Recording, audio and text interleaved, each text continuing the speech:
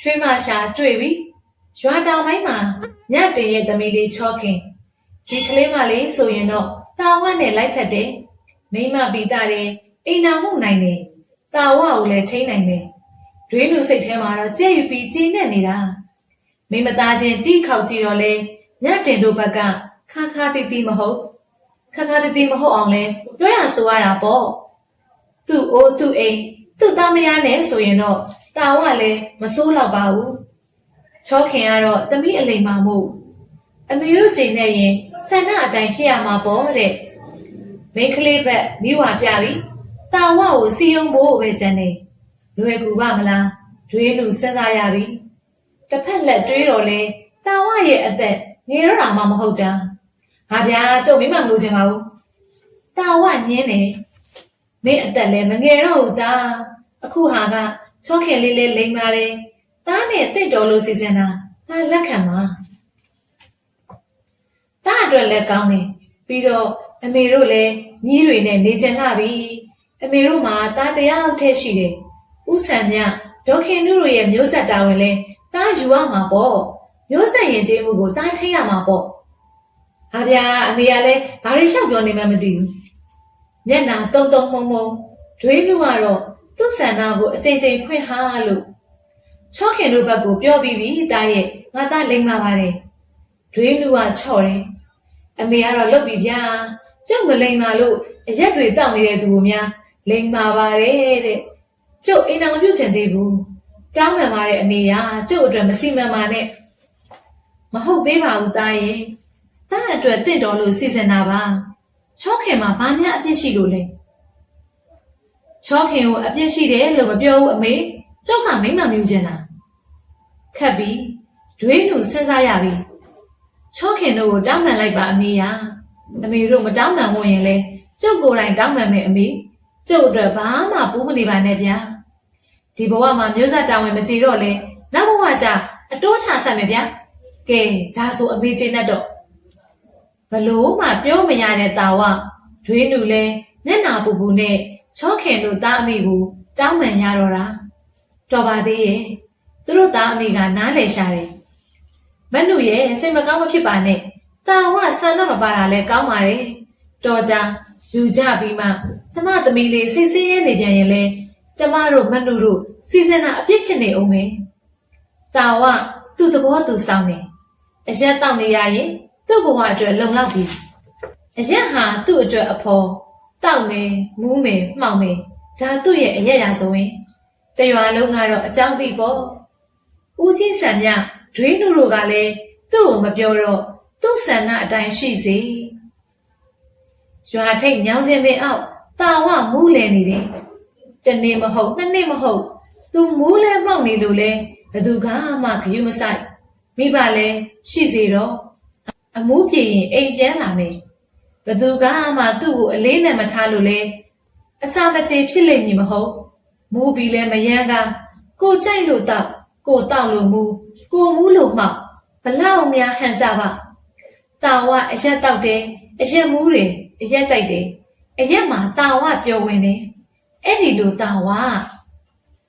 ကိုတွေ့ခဲ့တယ်သူ့ရဲ့ဆန်ရိပ်ငိမ်ညောင်ခြင်းပင်အောက်မှာထူးခြားတာကအရက်မူးပြီးအိတ်နေတာမဟုတ်ပါတရင်ကရွာထဲပြန်လာမြန်တယ်တွေ့ခဲ့တဲ့လူတွေကလည်းသူ့ကိုရီရီပြုံးပြုံးဂယုတစိုက်ရှိလာကြတယ်စိတ်ဝင်စားရှိလာကြတယ်ပြုံးနေတဲ့တာဝရဲ့မျက်နှာကြီးကိုလည်းရှာရှာပါပါတွေ့လိုက်ရပါရဲ့တာဝလည်းကျေနပ်နေပါတယ်သေချာတာကတော့လူတွေအားလုံးကအံ့ဩနေတာပါပဲဝမ်းသာပီတိလည်းဖြစ်နေကြတယ်ရွာဦးစီရီဖျားပွဲအငိမ်ပွဲလဲပါတယ်တနေ့တစ်ခါဖျားပွဲဆိုတော့မြို့မှာရောက်နေတဲ့သူတွေလည်းပြန်လာကြတယ်လာပြီလားဟေ့အောင်ဘူးတို့ကတော့ကွာရန်ကုန်မြို့ကြီးသားဆိုတော့တားနာနေပါလားအောင်တင်မိမရပြီဆိုကွာပါလာတယ်မဟုတ်လားအိမ်လေလာခဲ့ကြအောင်ကွာတမ်းမြင့်ခင်ညီလေရွာเจ้าပြလို့ရအောင်လုပ်ပါလားနေဆက်မှာဆိုတော့ဝေးပါတယ်အေးကွယ်တာဒုအခုငါတူကနိုင်ငံခြားခဏခဏသွားရတယ်လို့အမေကပြောသားကွယ် အေးကွာအဖိုးမသေးခင်တော့ရန်ကုန်ကိုတစ်ခေါက်လောက်ရောက်ချင်သေးတယ်ဖျားဖူးခြင်းနဲ့ရအောင်တော့လာအောင်မယ်ကိုရွာဖျားပွဲဆိုတော့လာရတာပဲအဖရဒါမှလူစုံတွေ့ရမှာမဟုတ်လားတစ်နှစ်တစ်ခေါက်ပေါ့ပြန်ရတာကိုကအရသာတစ်မျိုးပဲဗျရွာထဲကလူတွေဆိုတာရေးကြည်ရာမျက်နှာရာပေါ့တရွာမပြောင်းသူကောင်းမဖြစ်တဲ့ရွာမှာလေယာကလေးရှိတဲ့သူအဖို့လေရွာမှာကောက်ကန်နေကြတာပဲမဟုတ်လားကြီးပွားခြင်းလို့ဆိုတဲ့အကြောင်းပြချက်နဲ့မြို့ရောက်နေသူတွေဒုနဲ့ဒေပေါ့အကြောင်းရှိမှပဲရွာပြန်လာကြတာလိုင်သာရွာကလေးစီကားနေပါတယ်တယောက်နဲ့တယောက်တဦးနဲ့တဦးတအိမ်ဝင်တအိမ်ထွက်ရှေးဟောင်းနှောင်းဖြစ်တွေမြို့ပြအတွေ့အကြုံတွေရွာရဲ့လေယာအကြောင်းတွေထမင်းဖိတ်ကြွေးတန်တွေ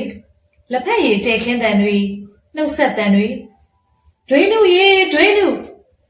အိမ်ရှင်းကခေါ်တန်ကြတော့တာဝထွက်ကြည့်တယ်တာဝလက်ထဲမှာအရက်ခွက်နဲ့မျက်စိပွတ်တက်ကြည့်လိုက်တော့အိမ်မဝမှာမိန်းကလေးနှစ်ဦးတယောက်ကတာဝရဲ့ညီမဝမ်းခွဲတန်းမြင့်ခင်ဟိုတယောက်ကဧည့်တယ်ကိုကြီးဒွေးနုရောအေးအမေတို့လားဖုန်းကြောင်းသွားတယ်နေမယ်တော့ပြန်ရောက်လေထုံးစံအတိုင်းမူးတန်လေးနဲ့နောက်အကူကတော့တစ်ခေါက်လားလဲဒီအတိုင်းပဲဒါနဲ့ပဲအချိန်ကုန်နေတာဘာမှမပြောင်းလဲဘူးကဲကိုကြီးရော့မြို့ဝလက်ဆောင်ညီမလေးလာသွားတယ်လို့ဒွေးနုတို့ကိုပြောလိုက်အောင်လှမ်းယူလိုက်တယ်ညီမလေးပြန်တော့မယ်မနဲ့မှပဲလာခဲ့တော့မယ်ကိုကြီးလည်းအိမ်လာခဲ့အောင်တခုတော့ရှိတယ်မူးရင်မလာနဲ့နော်တာဝခေါင်းထဲမှာမူးရည်ရီဝေးပြန်လိုက်အောင်မယ်ရှင့်မထင်မှတ်ပဲဧည့်သည်မိန်းကလေးရဲ့အတန်ကိုကြားရတော့တာဝရဲ့လက်ထဲကခွက်လွတ်ကြတယ်ရီဝေးစွာကြည့်လိုက်တော့မိန်းကလေးအပြုံးကိုတွေ့ရှိလိုက်ပါတယ်ညီမရေတန်းမြင့်ခင်စောစောစီစီအိမ်ရှိကအတန်ကြားတော့ထွက်ကြည့်တယ်ဟဲကိုကြီးဘယ်ကလှည့်လာတာလဲတာဝမျက်ဝန်းကနာမငိမ့်မှန်သောတစ္ဆာဆိုရရင်အကြောင်းနှစ်ချက်ရှိတယ်တစ်ချက်ကရင်ထဲမှာကတုံရင်ဖြစ်နေလို့ကိုငှက်ဆိုင်ကနေပြန်လာတာနောက်တစ်ချက်ကကွာနောက်တာဝဘာဆက်ပြောရမှန်းမသိပါငါအကူကတော့လှုပ်ပြီးစောစောစီစီကျမ်းမာရေးလဲဂရုစိုက်အောင်ကဲပြောပါအောင်နောက်တစ်ချက်ကကွာဟုတ်ပါတယ်ပြောပါကိုကြီးရဲ့မြမပဲပုံဝင်လင်းလင်းပြောပါကိုကြီးပတ်စံလို့လားဟာမဟုတ်ပါဘူးကွာဒါဖြင့်ပြောလေငါလေညီမပေမဲ့လဲမဝင့်မရဲဒီလိုကွာကိုကြီးအိမ်မက်မက်တယ်နင်းလဲပါတယ်ပြီးတော့ကွာမနေ့ကအိမ်ကိုနင်းနဲ့အတူပါလာတဲ့ဟဲ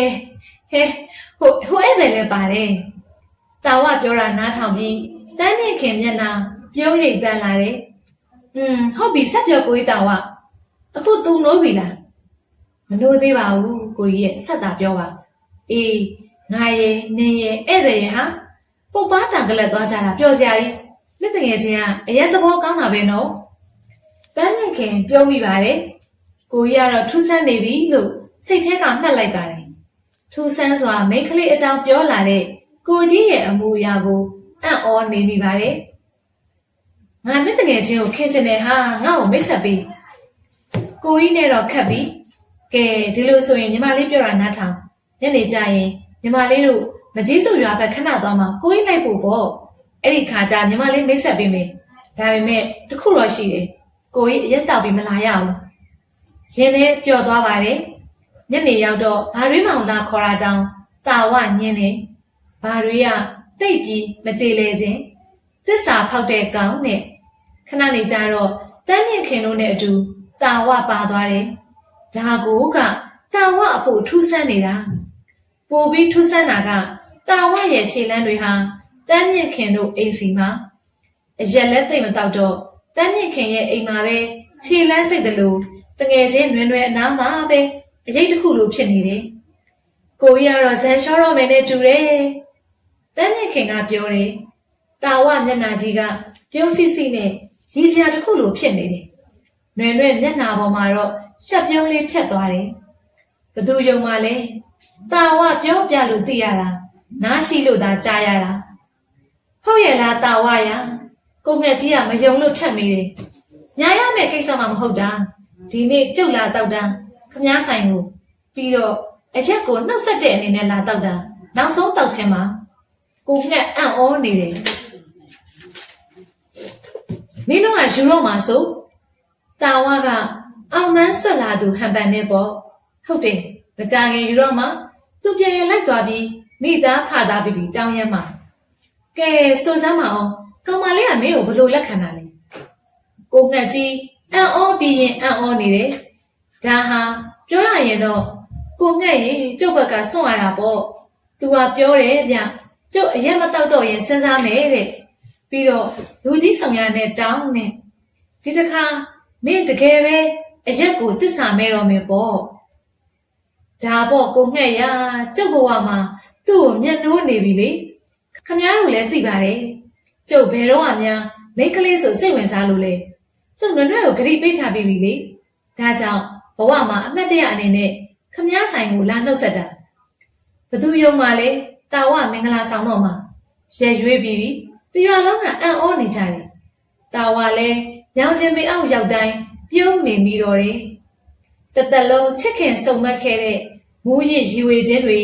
ဘယ်စီတို့လွင့်ပြေပျောက်ဆုံးကုန်ပြီမသိပါအဲ့ဒီလိုအရက်ပျော်ဝင်းနေတဲ့သူတယောက်ဟာလောကရဲ့စမ်းကြယ်သောအရာတစ်ခုကိုရှာဖွေတွေ့ရှိခဲ့ပါတယ်